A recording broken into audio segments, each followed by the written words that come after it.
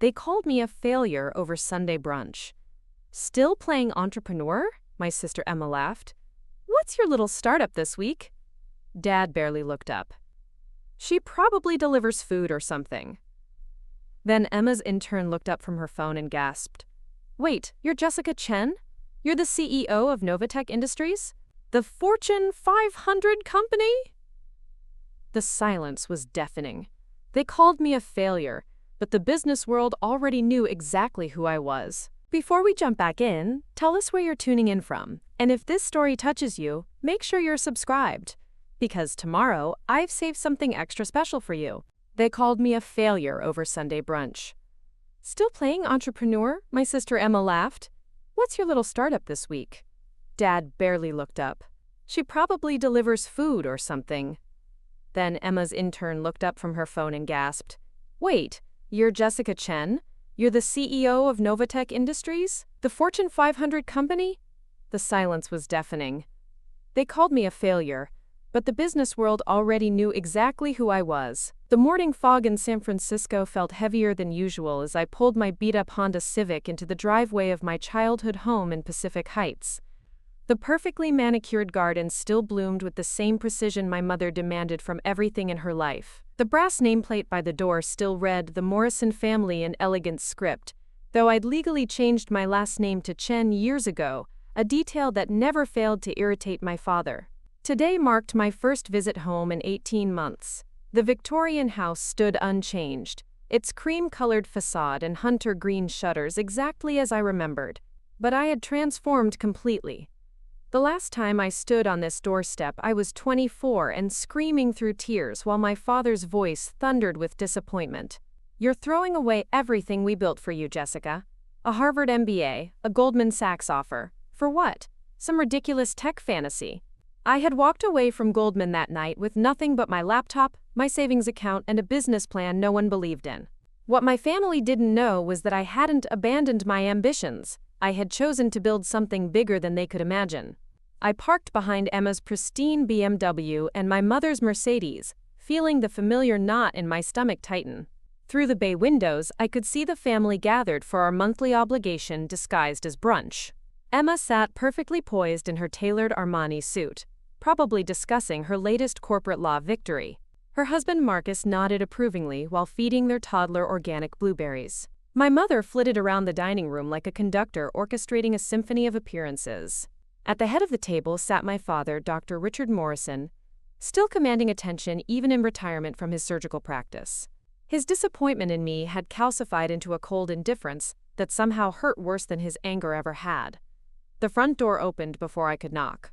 Jessica, my mother said, her smile tight and practiced. You look tired. Are you eating enough? She examined my jeans and oversized sweater with the same clinical assessment she'd give a flawed piece of china. I'm fine, Mom. I followed her through the familiar hallway lined with family photos. Emma's law school graduation, Marcus's promotion to partner, their wedding, their baby's first steps. My Harvard graduation photo had been quietly relocated to a less prominent wall years ago. The dining room fell into that peculiar hush that always accompanied my arrivals. Emma looked up from cutting her eggs Benedict, her expression shifting to polite tolerance. Jess, we weren't sure you'd make it. How's the job search going? I'm not job searching, I said, taking my usual seat at the far end of the table. Dad's coffee cup clinked against his saucer. Still pursuing those internet schemes, then? The familiar sting of his dismissal washed over me. They had no idea that while they slept in their comfortable assumptions, I had been coding until dawn, pitching to investors, building partnerships across 3 continents. They didn't know about the sleepless nights, the rejected proposals, the moments when I questioned everything. But they also didn't know about the breakthrough, the patents, the revenue streams that had begun flowing like a river breaking through a dam. Something like that, I murmured, reaching for the orange juice. The irony wasn't lost on me. Sitting here being pitied while my phone buzzed with messages from Fortune 500 executives and international investors. But I had learned that explaining myself to people who had already decided what to think was like trying to teach physics to a brick wall. Emma's 22-year-old intern, Madison, sat quietly beside her, occasionally glancing up from her phone with the wide-eyed nervousness of someone trying not to intrude on family dynamics. She seemed nice enough, a recent Stanford graduate eager to learn corporate law. That's when everything changed. I stepped into the dining room where conversations flowed like expensive wine, smooth, refined, and completely out of my reach. Emma commanded attention as she described her latest victory representing a tech mogul in a high-profile merger. "The opposing counsel never saw it coming," she said, dabbing her lips with a monogrammed napkin. "30 million in damages, reduced to nothing." Marcus chimed in with his own corporate war stories while feeding their 18-month-old daughter Sophia, who giggled and smeared avocado across her high chair. The scene looked like something from a lifestyle magazine. Successful professionals balancing parenthood and power lunches with effortless grace. "Jessica, sit down," Mom commanded, gesturing to the chair she'd obviously positioned as far from the main conversation as possible. "Madison, dear, make some room." The intern, Madison, smiled politely and shifted her chair. She couldn't have been more than 22, with perfectly styled blonde hair and the eager energy of someone desperate to impress. Her laptop bag bore Stanford's logo, and her notebook was filled with color-coded notes from what I assumed were Emma's legal lessons. "Madison's been incredibly helpful," Emma said, cutting into her Belgian waffle. "She's working on a fascinating project about corporate governance structures." "Very impressive for someone so young." Madison blushed. "Thank you, Ms. Morrison. I'm just grateful for the opportunity to learn from someone of your caliber." I poured myself coffee from the sterling silver pot, noting how my mother had set out the everyday china for me while everyone else ate from the good Wedgwood. Small slights that probably weren't intentional but felt deliberate nonetheless. "So, Jessica," Marcus said, his tone carrying that particular blend of condescension and pity that successful men reserved for family disappointments. "Emma mentioned you've been exploring the tech sector. Any promising leads?" The question hung in the air like smog. I could feel everyone's attention shift to me. Not the good kind of attention, but the uncomfortable focus you'd give a relative who'd shown up drunk to Christmas dinner. "I'm working on a few projects," I said carefully. Dad finally looked up from his Wall Street Journal. "Projects." He repeated the word like it tasted sour. "At your age, Emma was already making partner track at her firm. Focus, Jessica. Pick a lane and stay in it." "The tech industry is so volatile," Mom added, refilling Marcus's coffee cup while completely ignoring mine. "Remember that awful .com crash? All those young people lost everything chasing fantasies." Emma leaned back in her chair, studying me with the analytical gaze she probably used on opposing witnesses. "What kind of tech work are you doing exactly? Development? Marketing? Customer service?" The way she said customer service made it sound like a communicable disease. I took a sip of coffee, buying time. How could I explain that I'd spent the last 3 years building an artificial intelligence platform that was revolutionizing supply chain management for Fortune 500 companies? How could I tell them that my little project had attracted investments from venture capital firms they'd only read about in financial magazines? "Artificial intelligence," I said simply. The table erupted in barely contained laughter. Marcus nearly choked on his orange juice. "Artificial intelligence?" Dad's eyebrows shot up. "Like robots?" "Jessica's always been fascinated by science fiction," Mom explained to Madison, as if my career choice was a childhood phase I'd refused to outgrow. "She used to read all those Star Trek novels." Madison nodded politely, though I caught her glancing at her phone. She was probably texting friends about the eccentric family dynamics she was witnessing. "AI is actually a rapidly growing field," Madison said quietly. "My business professors talk about it constantly. Machine learning, predictive analytics, automation." "Exactly," Emma interrupted. "Automation. Which means fewer jobs for everyone else. Jessica, you're contributing to unemployment." The irony was suffocating.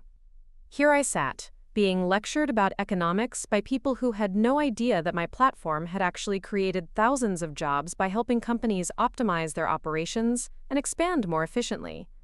My algorithms had saved businesses millions in waste and inefficiency, but explaining that would only invite more skepticism. It's more complex than that, I said.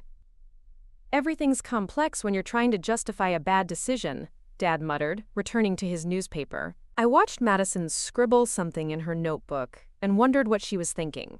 Preparing and narrating this story took us a lot of time, so if you are enjoying it, subscribe to our channel. It means a lot to us. Now back to the story. Did she see a family full of successful people and one obvious disappointment? Or did she sense the undercurrents of something else? My phone buzzed in my purse. Probably another message from my board of directors or maybe my assistant confirming tomorrow's investor meeting. But I let it buzz. These people had made their assumptions about who I was, and no amount of explanation would change their minds. At least, not yet. The conversation shifted to safer territory. Emma's upcoming partnership announcement, Marcus's latest client acquisition, and their plans for a European vacation. I sat there like a piece of furniture, occasionally nodded at but never directly addressed, unless someone needed to emphasize a point about success and responsibility. You know what Jessica needs? Mom announced, as if I weren't sitting 3 feet away. Structure. Routine. Maybe she could work at your firm, Emma. Start in the mailroom, work her way up. Emma's laugh was sharp as crystal. Mom, law firms don't have mailrooms anymore. Everything's digital. She glanced at me with the kind of pity usually reserved for stray animals. But there might be some administrative positions opening up. Filing, scheduling, basic data entry. That's perfect, Mom clapped her hands together. Jessica's always been good with computers. Remember how she used to fix ours when it broke? The memory stung. Yes, I'd fixed their computer by rebuilding their entire network infrastructure and setting up a secure home office system that Dad still used for his medical consulting work. But in their minds, I was just the tech support daughter who could restart frozen screens. Madison looked uncomfortable, her pen hovering over her notebook, as if she wasn't sure whether to document this family intervention disguised as breakfast conversation. I appreciate the offer, I said, but I'm not looking for employment. Everyone's looking for employment, honey, Marcus said, cutting his eggs with surgical precision. Some people just don't realize it yet. Pride comes before the fall, you know. Dad folded his newspaper with the snap of finality. Jessica, you're 27 years old. Your sister owns her own practice, has a family, and contributes meaningfully to society. What exactly have you accomplished? The question hit like a physical blow. What had I accomplished? Only the development of an AI platform that had revolutionized inventory management for companies like Amazon and Walmart. Only securing 43 patents in machine learning optimization. Only building a company valued at $800 million by Goldman Sachs, the same firm I'd walked away from 3 years ago. I've been building something, I said quietly. Building what? Emma demanded. Show us. Where is this mysterious project? Where's your office? Your employees? Your revenue? I couldn't exactly tell them that my office was a 40,000 square foot facility in Palo Alto, with 312 employees across 6 countries. I couldn't mention that my last quarterly revenue report showed $120 million in profit, or that Forbes had called me the invisible innovator in a cover story I'd specifically requested they not publish with my photo. It's complicated, I said. It's imaginary, Dad corrected. Jessica, delusion isn't a business strategy. Mom reached across the table and patted my hand with the kind of gentle condescension she'd show a confused elderly relative. Sweetheart, we're worried about you. Living in that tiny apartment, driving that old car, wearing the same clothes you had in college. This isn't healthy. Maybe she could take some courses, Madison suggested tentatively. Stanford has excellent continuing education programs, business fundamentals, marketing basics. That's a wonderful idea, Emma seized on this like a life preserver. Madison, you could help her with applications. God knows she needs guidance from someone who understands how the real world works. I looked around the table at these people, my family, who were discussing my future as if I were a problem to be solved rather than a person to be understood. Mom was already planning my rehabilitation. Dad had returned to his newspaper, his disappointment too familiar to waste energy maintaining. Marcus was checking his Rolex, probably calculating how much longer this intervention needed to last. And Emma, successful, polished, confident Emma, was looking at me with the expression you'd wear while watching a car accident in slow motion. Only Madison seemed uncertain, glancing between her notebook and her phone with increasing frequency. Something was bothering her, but I couldn't tell what. I think, I said, standing up and placing my napkin on the table, I should probably go. Running away again, Dad muttered without looking up. Jessica, sit down, Mom commanded. We're not finished discussing your situation. But I was finished. Finished being the family disappointment. Finished being the cautionary tale they'd tell at dinner parties. Finished pretending that their approval mattered more than my own sense of purpose. I grabbed my purse and headed for the door, leaving behind a table full of people who thought they knew exactly who I was and exactly how little I'd accomplished. If only they knew how wrong they were. What they didn't know was what I'd been building during those 3 years they thought I was failing. While they assumed I was spiraling into irrelevance, I was working 18-hour days in a converted warehouse in South San Francisco, surrounded by whiteboards covered in algorithms and servers humming with the sound of innovation. It started with a simple observation during my brief stint at Goldman Sachs. I noticed that Fortune 500 companies were hemorrhaging millions of dollars annually through supply chain inefficiencies. Inventory sitting in warehouses for months, transportation routes that made no logical sense, demand forecasting that was essentially educated guessing. The corporate world was running on systems designed in the 1980s, trying to manage 2020's complexity. So I built something better. NovaTech Industries began in my studio apartment with nothing but my Harvard MBA thesis, $47,000 in savings, and a conviction that artificial intelligence could revolutionize how global companies manage their operations.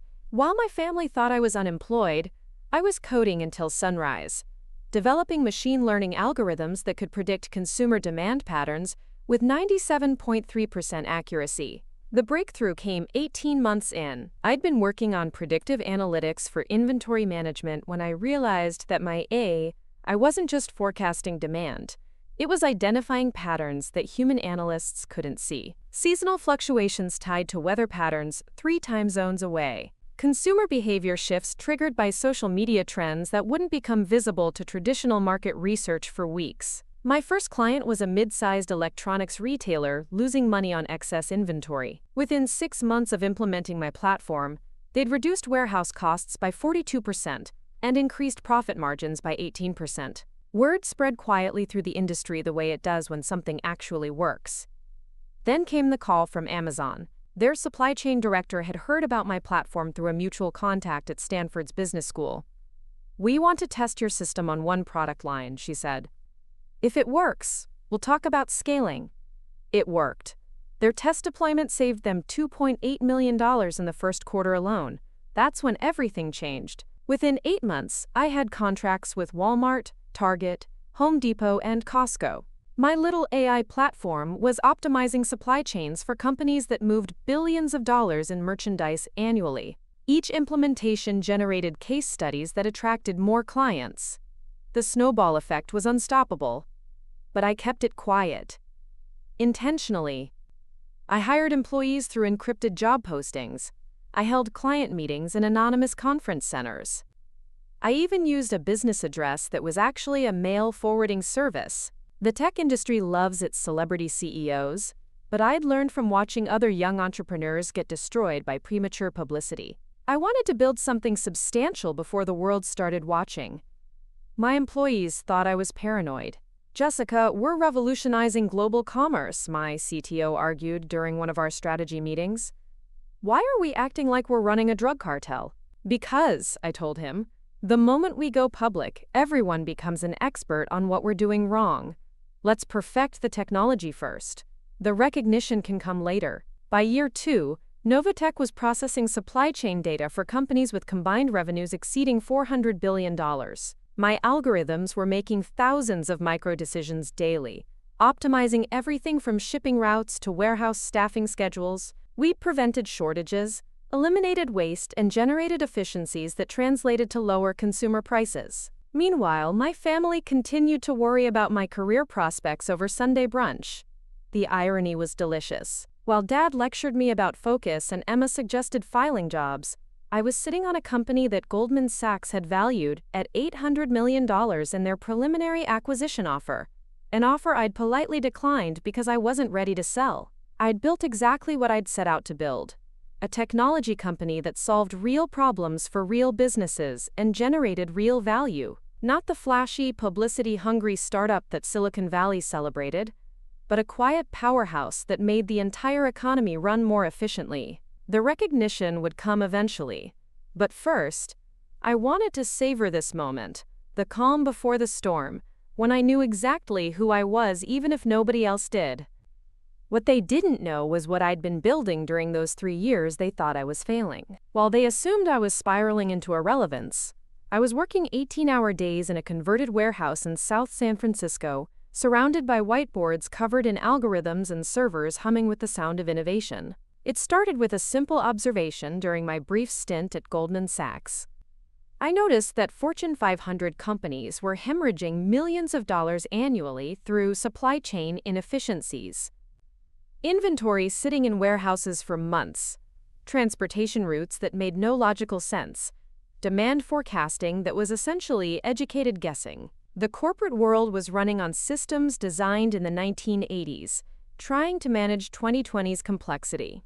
So I built something better. NovaTech Industries began in my studio apartment with nothing but my Harvard MBA thesis, $47,000 in savings, and a conviction that artificial intelligence could revolutionize how global companies manage their operations. While my family thought I was unemployed, I was coding until sunrise, developing machine learning algorithms that could predict consumer demand patterns with 97.3% accuracy. The breakthrough came 18 months in. I'd been working on predictive analytics for inventory management when I realized that I wasn't just forecasting demand.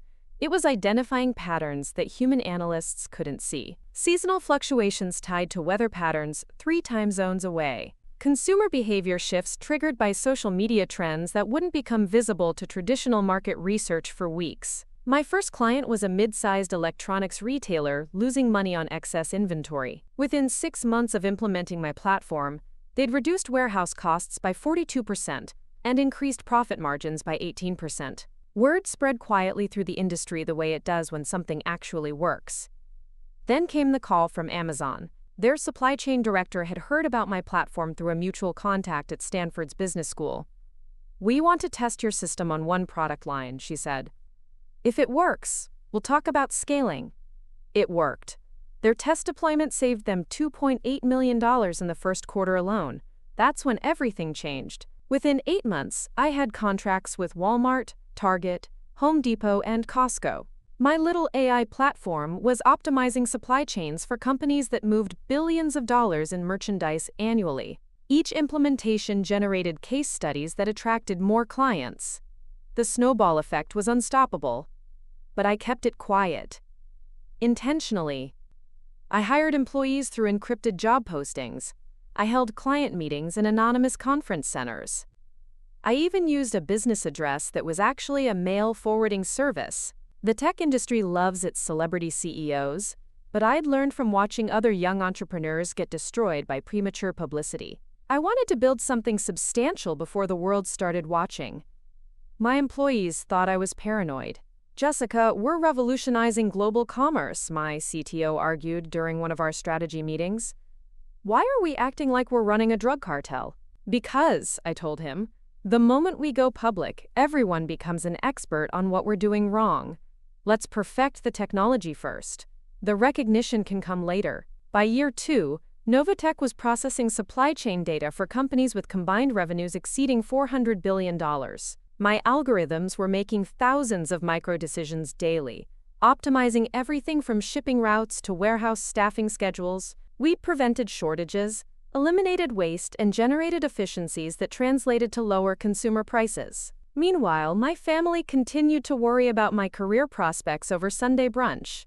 The irony was delicious. While Dad lectured me about focus and Emma suggested filing jobs, I was sitting on a company that Goldman Sachs had valued at $800 million in their preliminary acquisition offer, an offer I'd politely declined because I wasn't ready to sell. I'd built exactly what I'd set out to build. A technology company that solved real problems for real businesses and generated real value. Not the flashy, publicity-hungry startup that Silicon Valley celebrated, but a quiet powerhouse that made the entire economy run more efficiently. The recognition would come eventually. But first, I wanted to savor this moment, the calm before the storm, when I knew exactly who I was even if nobody else did. I met Madison at a quiet coffee shop in the Mission District, far from the polished establishments where my family conducted their business. She arrived early, clutching her Stanford laptop bag and looking like she'd barely slept. Her usual confident demeanor had been replaced by something between excitement and terror. "Thank you for meeting me," she said, sliding into the booth across from me. "I wasn't sure you'd want to talk." "You said you've been researching NovaTech for your thesis," I said, studying her face.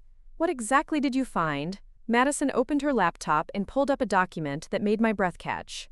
It was a comprehensive analysis of my company, revenue projections, client contracts, patent filings, even organizational charts she'd somehow pieced together from public records and industry connections. "Your supply chain optimization platform isn't just successful," she said, her voice gaining strength. "It's revolutionary.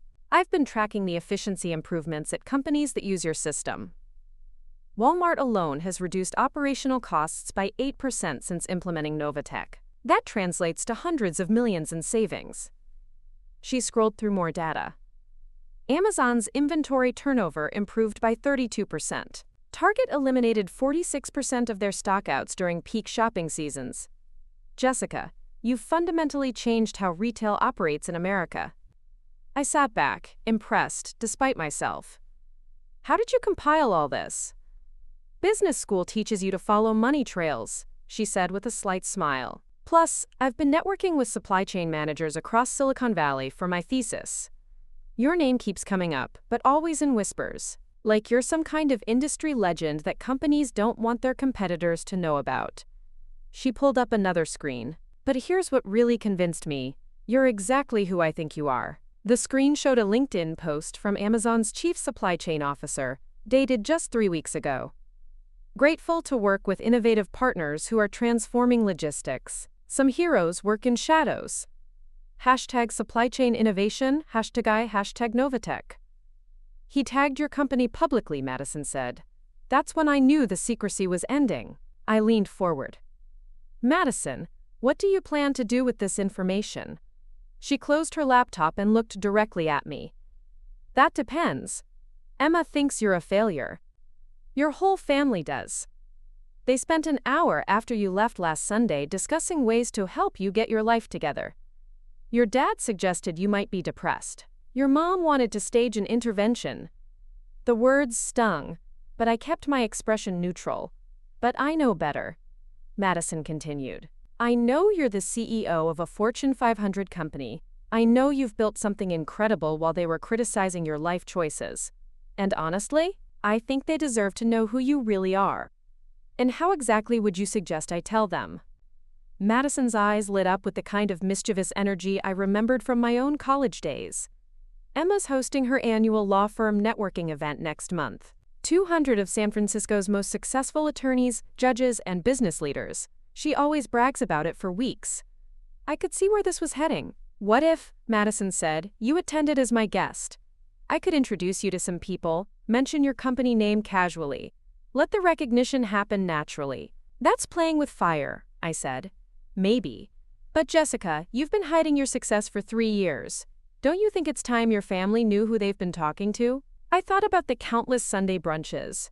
The pitying looks, the job suggestions, the gentle recommendations for therapy or career counseling. I thought about Dad's newspaper article about successful women entrepreneurs, that he'd somehow read without making any connection to his own daughter. "What makes you think they'll believe it even when they see proof?" I asked. Madison grinned.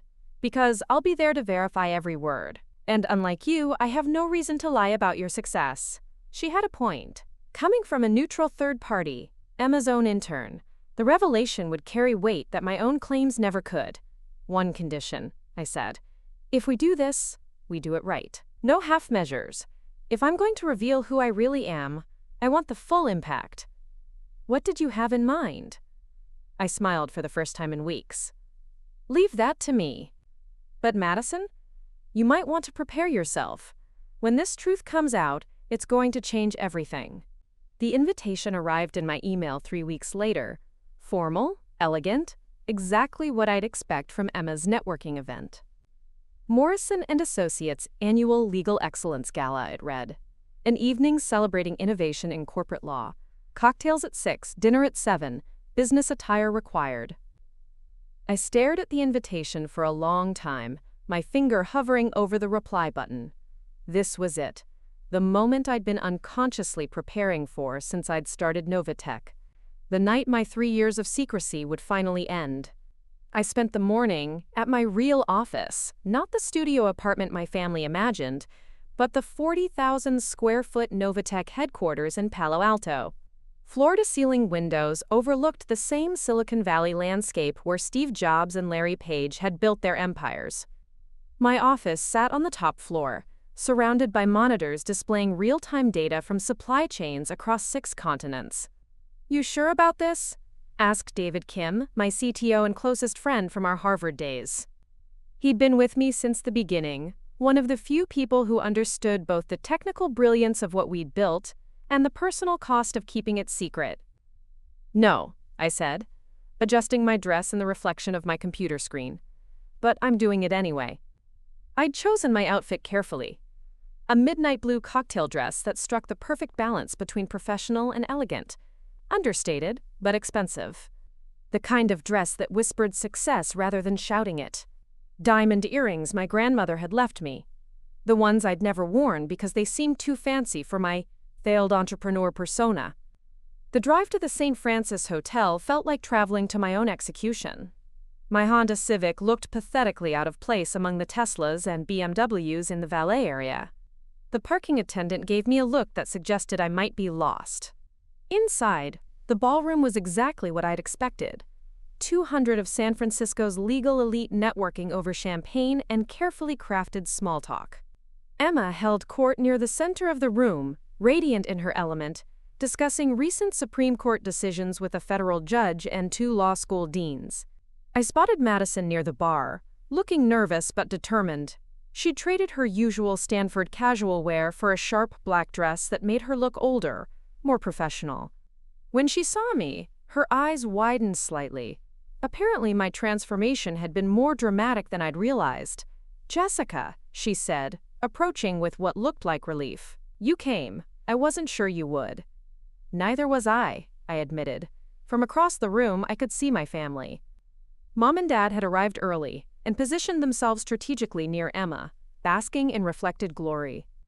Marcus worked the room with practiced ease, handing out business cards and making connections that would probably generate new clients. They hadn't noticed me yet. In their minds, there was no reason to expect their unemployed daughter at an event celebrating legal excellence. "How do you want to do this?" Madison asked quietly. Before I could answer, a commotion near the entrance caught everyone's attention. A man in an expensive suit was speaking animatedly to the event coordinator, gesturing toward a group of people who'd just entered.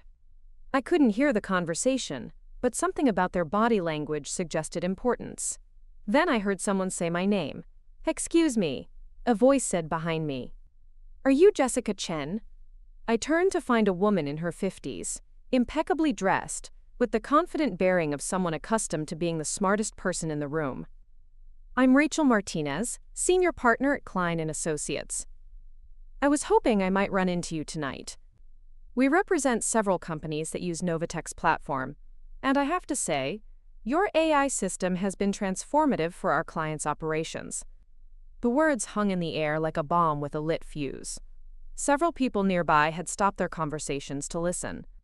In the business world of San Francisco, when a senior partner at a major firm starts talking about transformative technology, people pay attention. Madison stepped closer, her phone discreetly recording. This wasn't how we'd planned it, but sometimes the universe has its own timeline. "Actually," Rachel continued, her voice carrying across the now quiet section of the ballroom, "I've been hoping to meet the woman Forbes called the Invisible Innovator. Your Fortune 500 ranking was quite impressive." That's when I saw Emma's head turn. That's when I watched my father's newspaper drop from his hands. The moment of truth had arrived.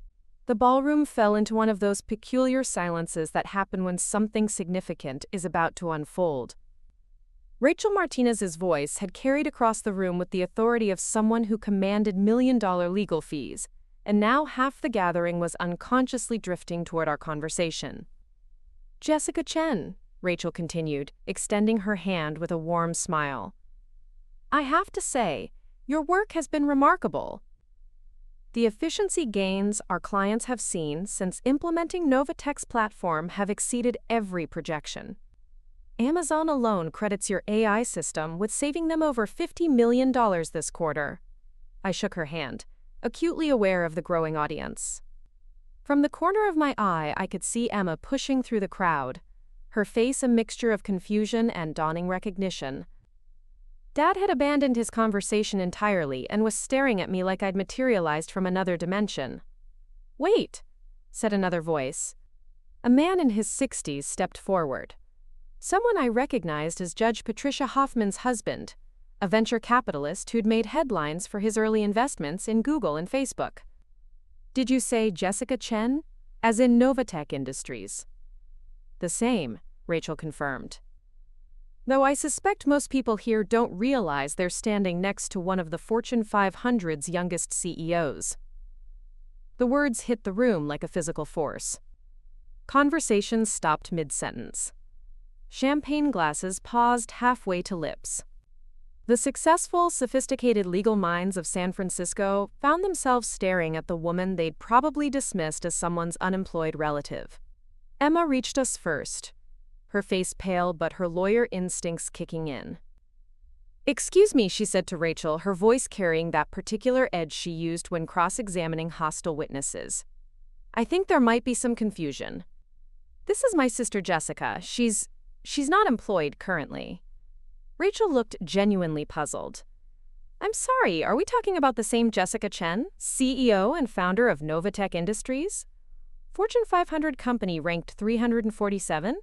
The woman who revolutionized supply chain management for half the retail industry?" "That's impossible," Emma said, but her voice was losing confidence. "Jessica dropped out of Goldman Sachs 3 years ago. She's been struggling to find direction." Madison stepped forward, pulling out her phone. "Actually, Ms. Morrison, I can verify everything Ms. Martinez is saying." She showed the screen to Emma, the Fortune article with my photo prominently displayed. "Your sister is Jessica Chen, CEO of NovaTech Industries. I've been researching her company for my Stanford thesis." The color drained completely from Emma's face. Mom appeared at Emma's shoulder, having fought through the crowd with Dad close behind. "What's happening here?" she demanded. "Why is everyone staring at Jessica?" Before anyone could answer, Judge Hoffman herself approached, having overheard the commotion. "Miss Chen, I had no idea you'd be here tonight. My chambers actually use case studies from your company in judicial efficiency seminars. Your predictive analytics have influenced how we schedule court proceedings." Dad stepped forward, his face a mask of disbelief. "I'm sorry, Your Honor, but there must be some mistake. This is my daughter Jessica. She's unemployed. Lives in a studio apartment. Drives a 15-year-old Honda." "Dr. Morrison," Rachel said gently, "your daughter has built one of the most successful technology companies in America. NovaTech Industries has contracts with Amazon, Walmart, Target, Home Depot, Costco, and about 40 other Fortune 500 companies. Her AI platform processes supply chain data for companies with combined revenues exceeding $600 billion. The silence that followed was deafening. I could hear the clink of glasses from conversations happening on the other side of the ballroom, but our corner of the room had become a pocket of stunned quiet. Marcus finally broke the silence. $600 billion? He repeated weakly. Madison held up her phone again, scrolling through data. Last year's revenue was approximately $180 million. This year they're projected to hit $240 million. Goldman Sachs offered to acquire the company for $800 million, but Jessica declined. Emma grabbed the phone from Madison's hands, staring at the screen. Her expression cycled through disbelief, recognition, and something that might have been devastation. "Jessica," Mom whispered, her voice barely audible. "Is this true?" I looked around at their faces. My family, who had spent 3 years pitying me, worrying about me, suggesting therapy and career counseling and entry-level filing jobs. The same people who had dismissed my work as internet schemes and science fiction fantasies. "Yes," I said simply. "It's true." The aftermath was surreal. Within minutes, our small corner of the ballroom had become the center of attention.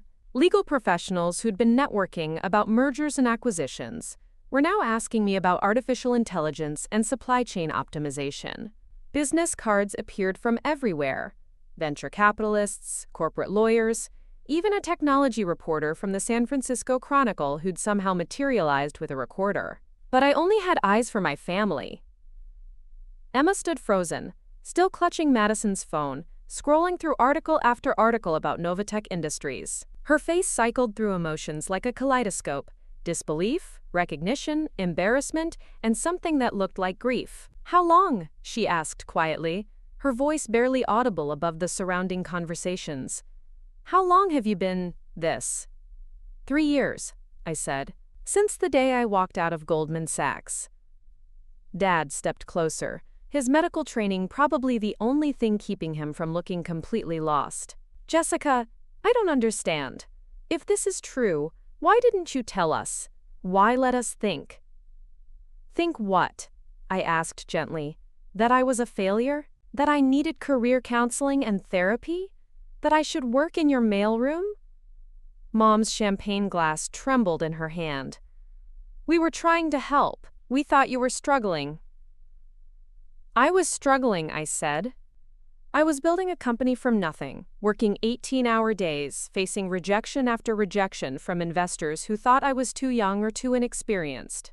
But I wasn't failing." Marcus cleared his throat, his business instincts kicking in despite the emotional chaos. "Jessica, if your company is really worth $800 million. I turned down the acquisition offer," I said. "NovaTech isn't for sale." Rachel Martinez, who'd been watching this family drama unfold with the fascination of someone witnessing history, stepped forward. "Dr. Morrison, Mrs. Morrison, you should be incredibly proud. Your daughter has built something extraordinary. The impact her technology has had on global commerce is unprecedented for someone her age." Judge Hoffman nodded in agreement. "The judicial efficiency seminars I mentioned? They're mandatory for federal judges nationwide. Your daughter's work is influencing how the entire court system operates." Emma finally looked up from the phone, her eyes meeting mine for the first time since the revelation began.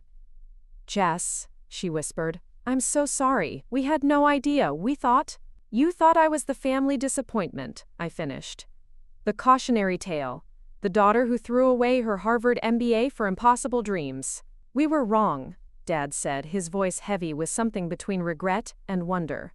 "We were completely wrong." The crowd around us had grown larger, but the noise seemed to fade as my family processed this new reality. Mom reached out tentatively, touching my arm as if to confirm I was real. "Can you forgive us?" she asked. I looked around at their faces. These people who'd spent 3 years worrying about my future while I was building it, who'd offered me filing jobs while I was revolutionizing Fortune 500 companies, who'd seen failure where the business world saw innovation. "There's nothing to forgive," I said. "You were trying to protect me the only way you knew how. But everything had changed now. The secret was out, and there was no going back to Sunday brunches where they pitied my career choices."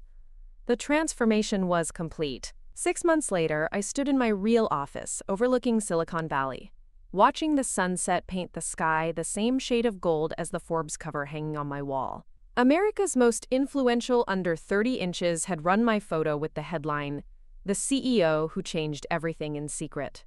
My phone buzzed with a text from Emma. "Family dinner Sunday? We're making your favorite." How things had changed. Sunday brunches had evolved from interventions disguised as meals into genuine celebrations where my family actually listened when I spoke. Dad had framed the Wall Street Journal article about NovaTech's expansion into European markets. Mom had learned to pronounce artificial intelligence without making it sound like a foreign language. The day after the gala revelation, Emma had shown up at my apartment. My real apartment, the penthouse in Soma I'd kept secret for 2 years, with tears in her eyes and a bottle of champagne. "I owe you the biggest apology in history," she'd said. "We were so blind, so arrogant. How did we not see what you were building?" "Because I didn't want you to see it," I'd told her. "I needed to build something real before the world started watching, including my family." Now Emma regularly sent me potential clients, and her law firm had become NovaTech's primary legal counsel. Marcus had quietly invested in our Series C funding round. Even Madison had joined my company as a business development associate after graduating from Stanford. The transformation went beyond business success. I'd moved into a house in Palo Alto that made my childhood home look modest. The Honda Civic had been replaced by a Tesla, though I kept the old car for sentimental reasons. Most importantly, I'd finally allowed myself to be proud of what I'd accomplished. The knock on my office door interrupted my thoughts. "Come in," I called. Madison entered, carrying a tablet and grinning. "The Amazon contract renewal just came through, 60% increase over last year. They want to expand the AI platform to their international operations." "Excellent. How's the team handling the workload?" "We'll need to hire another 50 engineers by year-end," she said. "David's already putting together recruitment strategies." After Madison left, I pulled up the news app on my phone. TechCrunch had just published an analysis of NovaTech's impact on retail efficiency. How one woman's algorithm saved American consumers $2.3 billion last year. My family had spent 3 years thinking I was the disappointment, the cautionary tale, the daughter who'd thrown away her potential for impossible dreams. They'd worried about my career while I was building one of the most influential technology companies in America. They'd suggested filing jobs while I was revolutionizing how the global economy operated. But the sweetest vindication wasn't the Forbes covers, or the Fortune 500 ranking, or the acquisition offers I continued to decline. It was the look in Dad's eyes last Sunday when he'd introduced me to his golf partner as my daughter Jessica, the CEO. It was Mom bragging to her book club about my latest patent filing. It was Emma asking for business advice instead of offering it. Sometimes the things that make us different are exactly what the world needs. Sometimes the dreams that seem impossible are just waiting for the right person to make them real. And sometimes, being underestimated is the greatest gift of all, because it gives you the freedom to exceed every expectation. They used to call me a failure. Now they call me revolutionary. Up next, you've got 2 more standout stories right on your screen. If this one hit the mark, you won't want to pass these up. Just click and check them out. And don't forget to subscribe and turn on the notification bell so you don't miss any upload from us.